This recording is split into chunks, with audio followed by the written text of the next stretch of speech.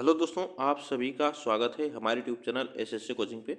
दोस्तों, आज है 3 जनवरी और 3 जनवरी के जितने भी मोस्ट इम्पॉर्टेंट करंट अफेयर के क्वेश्चन हैं सभी हम लोग इसमें एक प्रश्न करेंगे, जो कि यह सभी एग्जामों के लिए है। और यह क्लास आपको डेली सुबह 6 बजे आपको क्लास मिलेगी। तो चलिए स्टार्ट करते हैं हम लोग आज के करंट अफेयर के क्वेश्चन। तो आज के करंट अफेयर के पहले क्वेश्चन देखिए, खेल रत्न अवार्ड 2025 से कितने एथलीटों को सम्मानित किया जाएगा। तो यह आपको बताना है कि 2025 जो है खेल रत्न अवार्ड जो मेजर ध्यान चंद चंद्र जो है, यह इनके इनके नाम पर खेल रत्न अवार्ड दिया जाता है। तो इसको आप याद रखिएगा। यह अगर पूछा जाए कि इसमें कितनी राशि दी जाती है, तो ये याद रखिएगा 25 लाख राशि दी जाती है।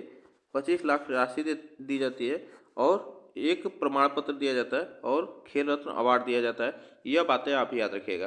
कितने लोगों को इसमें सम्मानित किया जाएगा, तो याद रखिएगा इसमें 4 लोगों को सम्मानित किया जाएगा। इसको आपको याद रखना है। इसके बारे में थोड़ा सा जान लेते हैं। देखिए, युवा कार्यक्रम और खेल मंत्रालय ने 2025 के लिए खेल रत्न पुरस्कार विजेताओं की आधिकारिक घोषणा कर दी है। यह प्रतिष्ठित पुरस्कार 4 प्रतिष्ठित एथलीटों को डी जो है गुकेश कुमार जो शतरंज से संबंधित ये खिलाड़ी हैं, और हरमनप्रीत सिंह जो हॉकी से संबंधित खिलाड़ी हैं, प्रवीण कुमार जो पैरा एथलेटिक्स से संबंधित है, और मनु भाकर यह निशानेबाजी से संबंधित है, जो कि इन लोगों को यह प्रदान दिया जाएगा। इसको आप याद रखिएगा। यह पुरस्कार समारोह जो है 17 जनवरी 2025 को राष्ट्रीय भवन में आयोजित किया जाएगा। तो इतनी बातें याद रखिएगा, जो कि यह राष्ट्रपति हमारी भारत की द्रौपदी मुर्मू द्वारा इन्हें प्रदान किया जाएगा। तो ये इतनी बातें याद रखिएगा। और 17 जनवरी को ही आप याद रखिएगा अर्जुन पुरस्कार दिया जाएगा 32 लोगों को। अर्जुन पुरस्कार ये भी आप याद रखिएगा। अर्जुन पुरस्कार दिया जाएगा। यह बातें आप याद रखिएगा। 32 लोगों को अर्जुन पुरस्कार दिया जाएगा। तो इसके बारे में भी थोड़ा सा जानना जरूरी है। तो यह 32 लोगों को देखिए, यह जो है यह अर्जुन पुरस्कार की कब से दिया जा रहा है, तो यह 1961 से दिया जा रहा है। 1961 से दिया जा रहा है। यह बातें आप याद रखिएगा, ठीक ना। इतनी अर्जुन अवार्ड जो 32 लोगों को दिया जाएगा। मेजर ध्यानचंद जो पुरस्कार है खेल रत्न अवार्ड, यह अगर पूछा जाएगा कि राष्ट्रीय खेल दिवस कब मनाया जाता है, राष्ट्रीय खेल दिवस आप याद रखिएगा तो 29 अगस्त को याद रखिएगा। 29 अगस्त को राष्ट्रीय खेल दिवस मनाया जाता है, जो कि मेजर ध्यानचंद की जयंती को यह मनाया जाता है। इतनी बातें आप याद रखिएगा। मोस्ट इम्पॉर्टेंट प्रश्न है, इसको आप याद रखिएगा।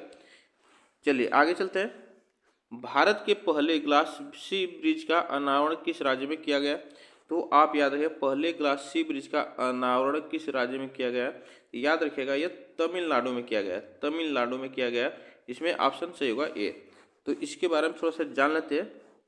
तमिलनाडु ने आधिकारिक तौर पर भारत के पहले ग्लास सी ब्रिज का अनावरण किया, जिसका उद्घाटन यह 30 दिसंबर 2024 को मुख्यमंत्री के स्टालिन द्वारा किया गया है। यह ब्रिज विवेकानंद रॉक मेमोरियल और कन्याकुमारी में 133 फुट की तिरुवल्लुवर प्रतिमा को जोड़ती है, जो इस क्षेत्र के पर्यटन बुनियादी ढांचे में एक महत्वपूर्ण मील का पत्थर है। यह बात आप याद रखिएगा। देखिए, इसकी जो सी ब्रिज है, इसकी लंबाई चौड़ाई की बात की जाए तो 77 मीटर जो है, 77 मीटर इसकी लंबाई है। इसकी लंबाई याद रखिएगा 77 मीटर है, और 10 मीटर चौड़ा है। 10 मीटर याद रखिएगा, 10 मीटर चौड़ा, 10 मीटर चौड़ा है। यह आप इतनी बातें याद रखिएगा। चलिए आगे चलते हैं। वर्ल्ड ब्लिट्ज शतरंज चैंपियनशिप का आयोजन कहाँ किया जाएगा। तो वर्ल्ड ब्लिट्ज शतरंज चैंपियनशिप का आयोजन आपको बताना है, यह कहाँ पे किया जाएगा। तो याद रखिएगा यह न्यूयॉर्क में किया गया। तो इसको याद रखिएगा, न्यूयॉर्क में किया गया, ठीक ना। इसके बारे में थोड़ा सा जान लेते हैं। देखिए, मैग्नस कार्लसन और यान नेपोनियानची ने 2024 फीडे वर्ल्ड ब्रिज शतरंज चैंपियनशिप का खिताब साझा करने पर सहमति जताकर इतिहास रच दिया। यह निर्णय उनके फाइनल मैच के लगातार 3 ड्रा के बाद आया। इस टूर्नामेंट का आयोजन ऑल स्ट्रीट न्यूयॉर्क में किया गया। यह बातें आप याद रखिएगा। बात की जाए फीडे की, अगर बात की जाए फीडे की, या फेडरेशन इंटरनेशनल डेस एक्सचेंज इसका फुल फॉर्म है। इसके बारे में बात कर लेते हैं। तो देखिए इसका जो मुख्यालय है यह लानेज में, कहाँ पे, लाजेन में, लाजेन स्विट्जरलैंड में इसका मुख्यालय है। यह आप याद रखिएगा स्विट्जरलैंड में इसका मुख्यालय है। इतनी बातें याद रखिएगा। इसकी स्थापना कब हुई थी, इसकी स्थापना अगर पूछा जाए, इसकी स्थापना पूछा जाए तो यह याद रखिएगा 1924 में पेरिस में हुई थी। ठीक ना, 1924 में पेरिस में हुई थी। इतनी बात आप याद रखिएगा। चलिए आगे चलते हैं। हाल ही में सीआरपीएफ का महानिदेशक किससे नियुक्त किया गया? सीआरपीएफ का महानिदेशक किससे नियुक्त किया गया यह आपको बताना है। तो देखिए सीआरपीएफ का जो महानिदेशक नियुक्त किया गया वह बितुल कुमार को नियुक्त किया गया। ठीक ना, इतनी बातें याद रखिएगा। सीआरपीएफ का फुल फॉर्म याद रखिएगा, central reserve police force, central reserve police force. इसका याद रखिएगा फुल फॉर्म। इसका मुख्यालय अगर पूछा जाए तो याद रखिएगा मुख्यालय नई दिल्ली है। ठीक ना, नई दिल्ली इसका मुख्यालय, नई दिल्ली इसका मुख्यालय है। और इसकी स्थापना पूछा जाए इसका सीआरपीएफ की तो याद रखिएगा 27 जनवरी है, सॉरी इसका स्थापना 27 जुलाई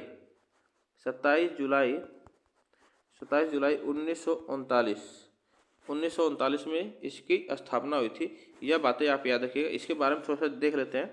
देखिए बितुल कुमार को 31 दिसंबर 2024 से प्रभावी रूप से केंद्रीय रिजर्व पुलिस बल का महानिदेशक नियुक्त किया गया।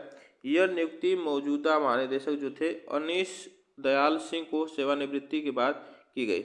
कुमार उत्तर प्रदेश कैडर के 1993 बैच के वरिष्ठ आईपीएस अधिकारी हैं। इससे पहले सीआरपीएफ के विशेष महानिदेशक के रूप में कार्यरत थे।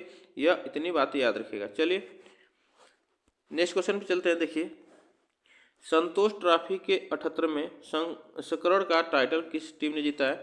तो 78वें संस्करण का टाइटल किस टीम ने जीता है यह आपको बताना है। तो यह याद रखिएगा पश्चिम बंगाल ने जीता है।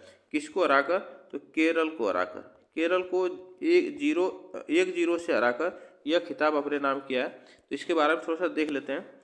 देखिए पश्चिम बंगाल ने संतोष ट्रॉफी को 78वें संस्करण में जीत हासिल की, जो कि 31 दिसंबर 2024 को हैदराबाद के जीएमसी बाल योगी स्टेडियम में आयोजित किया गया।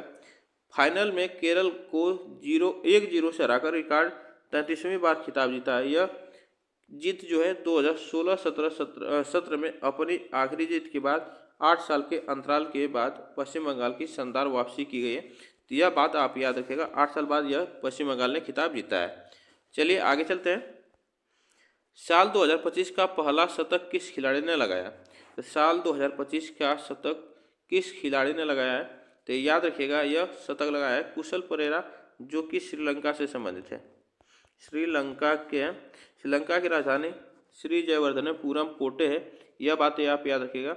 और यहाँ के राष्ट्रपति कौन है? तो वह आप याद रखिएगा अनुराग कुमारा दिसानायके जो है यहाँ के राष्ट्रपति हैं। और पीएम पूछा जाए प्रधानमंत्री तो हरणी अमर सूर्या यहाँ की क्या है?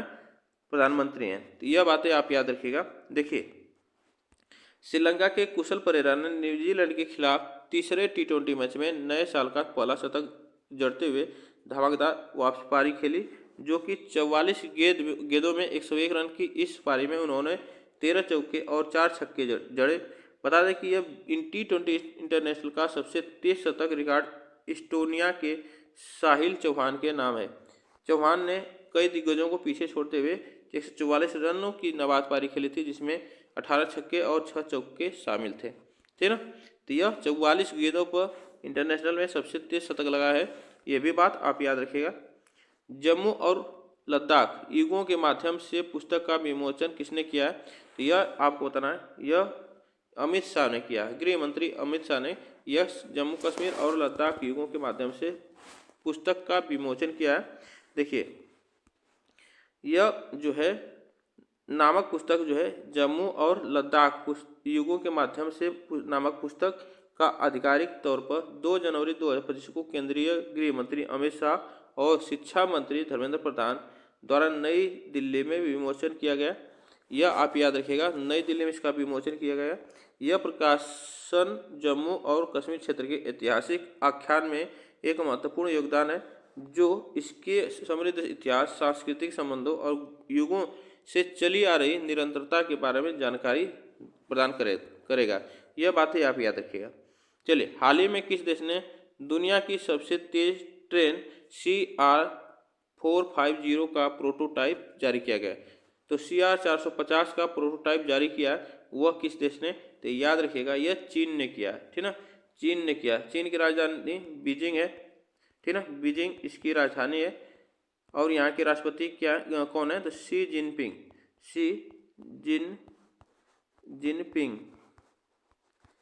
जिनपिंग और यहाँ की मुद्रा क्या है? युआन है, युआन यहाँ की मुद्रा है। इतनी बात याद रखिएगा। देखिए, यहाँ पे चीन ने अपनी अगली पीढ़ी की हाई स्पीड ट्रेन जो है C450 प्रोटोटाइप का अनावरण किया है। यह 450 किलोमीटर प्रति घंटे की गति तक पहुंच सकती है, इसकी बात की गई है। जो कि CR जो 450 है वह CR400 की जगह लेगा, जो कि 350 किलोमीटर प्रति घंटा की गति से चल सकती है। यह मील का पत्थर व्यापक अनुसंधान और विकास के माध्यम से शामिल किया जा सकता है। तो याद रखिएगा कि 350 किलोमीटर प्रति घंटा यह चलेगी, इसको आपको याद रखना है। हमारे यहाँ से अगर पूछा जाए तो हमारे यहाँ से 1 घंटे में लखनऊ पहुँचा जा सकता है इस ट्रेन से, यह आप याद रखिएगा। चलिए, हाल ही में एयर मार्शल ने भारतीय वायुसेना के पश्चिमी वायु कमान की कमान संभाली है।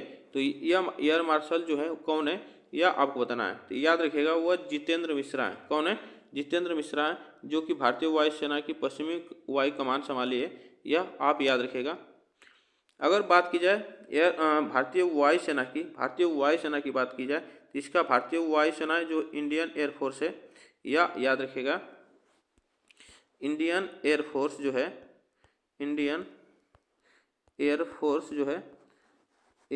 जो है इसकी स्थापना पूछा जाए कब हुई थी, इसकी यह स्थापना 8 अक्टूबर 1932 में हुई थी। इसकी स्थापना 1932 में हुई थी।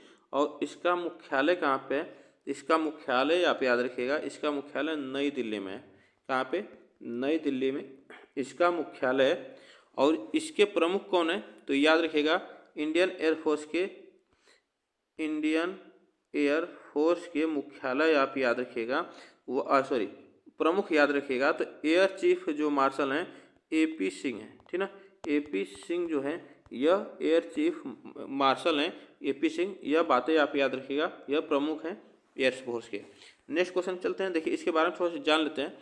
एयर मार्शल जितेंद्र मिश्रा ने 1 जनवरी 2025 को भारतीय वायुसेना की पश्चिमी वायु कमान संभाली है। दिसंबर 1986 में उन्होंने भारतीय वायुसेना में एक लड़ाकू पायलट के रूप में नियुक्त किया गया था। यह बातें आप याद रखिएगा। जो कि एयर मार्शल पंकज मोहन सिंह जो है 39 साल से अधिक की सेवा के बाद सेवानिवृत्त हुए को एयर मार्शल मिश्रा जो है द्वारा प्रतिस्थापित किया गया। तो यह आप याद रखिए। इससे पहले पूछा जाए कौन थे, तो वह पंकज मोहन सिंह थे, ठीक ना। चलिए आगे चलते हैं। कैबिनेट ने मौसम आधारित फसल बीमा योजना PM फसल बीमा योजना को कब तक बढ़ाने को मंजूरी दी है? तो यह आपको बताना है। यह फसल बीमा योजना PM फसल बीमा योजना को कब तक बढ़ाने की मंजूरी दी है? तो याद रखिएगा 25 से 26 तक इसको बढ़ाने की मंजूरी दी है। इसके बारे में थोड़ा सा जान लेते हैं। सरकार ने प्रधानमंत्री फसल बीमा योजना और पुनर्गठित मौसम आधारित फसल बीमा योजना की समय सीमा को द्वारा 2025-26 तक बढ़ाने का फैसला किया गया।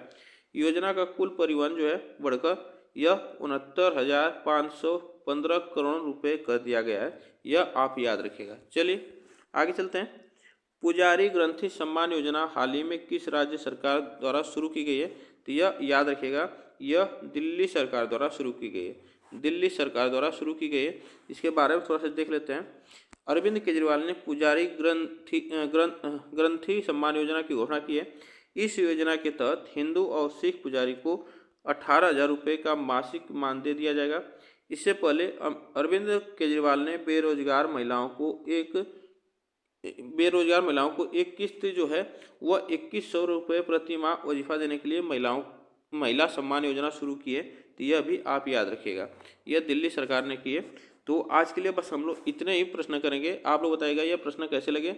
वीडियो को एक बार लाइक शेयर जरूर कर दीजिएगा। चैनल को सब्सक्राइब कर लीजिएगा, जिससे कि आपको डेली का करंट अफेयर यहाँ पे मिलता रहेगा। तब तक के लिए थैंक यू सो मच आप सभी को।